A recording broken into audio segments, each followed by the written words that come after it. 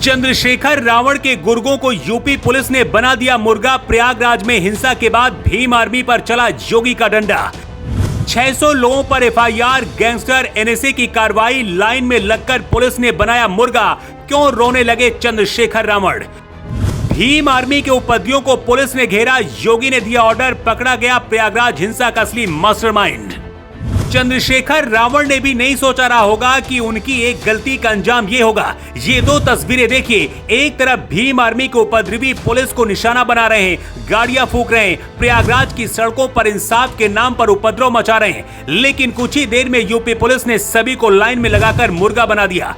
प्रयागराज हिंसा में योगी के पुलिस ने 600 से ज्यादा एफआईआर दर्ज की है। चंद्रशेखर रावण भी अब रोने लगे हैं, लेकिन योगी से टकराने के चक्कर में चंद्रशेखर रावण क्या भूल कर गए और आखिर प्रयागराज हिंसा के पीछे मास्टरमाइंड कौन है, ये जानना आपके लिए बहुत जरूरी है। पुलिस को ऐसे सबूत मिले हैं कि पूरी प्लानिंग पहले से हो गई थी। मकसद सिर्फ विरोध नहीं बल्कि हिंसा और आगजनी फैलाना था। एक रिपोर्ट में दावा किया गया कि हिंसा में शामिल कुछ लोगों को घटना से कुछ घंटे पहले ही एक पेट्रोल पंप पर बोतलों में पेट्रोल भरते देखा गया था।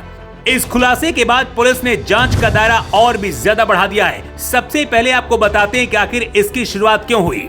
प्रयागराज के इसौटा गांव में आरोप है कि देवी शंकर नाम के शख्स को जलाकर मारा गया। इस मामले में ठाकुर समाज के 8 और एक तेली समाज के शख्स को गिरफ्तार किया गया था।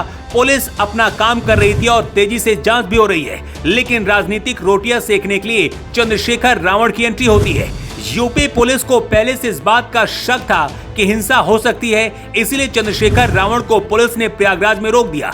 इस दौरान रावण ने योगी को धमकी दी थी कि अगर उन्हें रोका गया तो वो लखनऊ में विधानसभा घेराव करेंगे और पूरे प्रदेश में आंदोलन होगा। दावा किया जा रहा है कि रावण के इसी बयान से उनके गुर्गों को हौसला मिला और फिर हिंसा भड़की।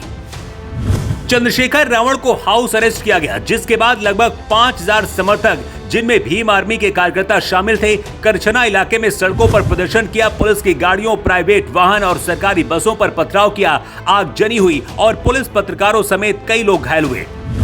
करीब 3 घंटे हिंसा हुई। इसके बाद की तस्वीरें हैं जहां भीम आर्मी के कार्यकर्ताओं और उपद्रवियों को यूपी पुलिस ने लाइन से बिठाकर मुर्गा बना दिया। बताया जा रहा है कि लखनऊ से योगी ने सीधा कार्रवाई का आदेश दिया। इधर हिंसा भड़कने के बाद चंद्रशेखर रावण ने उपद्रव करने वालों को अकेला छोड़ दिया है। रावण ने कहा कि हिंसा फैलाने वाले उनके कार्यकर्ता नहीं हैं और पुलिस उनके खिलाफ कार्रवाई करे। अब ये तो ठीक वैसा ही हुआ जैसा इटावा में जगन यादव के साथ हुआ था। इटावा में अखिलेश यादव ने पहले उकसाया। जब यूपी पुलिस ने पत्थरबाजों की कमर तोड़ी तो अखिलेश यादव ने कहा कि जगन को गिरफ्तार करिए, हमारा इससे कोई रिश्ता नहीं है। अब चंद्रशेखर रावण भी प्रयागराज हिंसा के बाद कह रहे हैं कि इनसे मेरा कोई रिश्ता नहीं है। इसीलिए सड़कों पर डंडा उठाने वाले कार्यकर्ताओं को ये बात समझनी चाहिए कि अपने आका के कहने के बाद कुछ करने से पहले अपना दिमाग लगाएं, वरना जिंदगी बर्बाद हो जाएगी।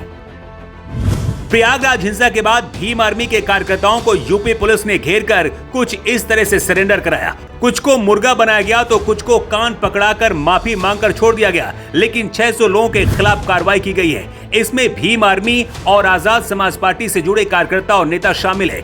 यूपी पुलिस अभी सीसीटीवी फुटेज से पहचान करके बाकियों के ऊपर भी कार्रवाई कर रही है।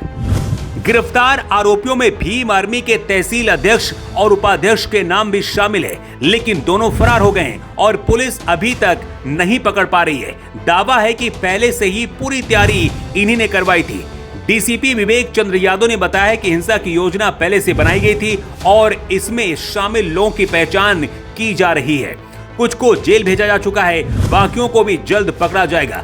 लेकिन सवाल यही है कि हिंसा से पहले चंद्रशेखर रावण ने भड़काऊ भाषण दिया था, विधानसभा घेराव का ऐलान किया था और पुलिस को रोकने पर कूच करने की भी धमकी दी थी। ऐसे में क्या रावण इसके लिए जिम्मेदार नहीं है? विरोध करने का अधिकार हर किसी को है, लेकिन हिंसा का अधिकार किसी को नहीं होना चाहिए। क्या रावण पर भी कार्रवाई होनी चाहिए? अपनी राय आप जरूर दें, कमेंट बॉक्स पर लिखें।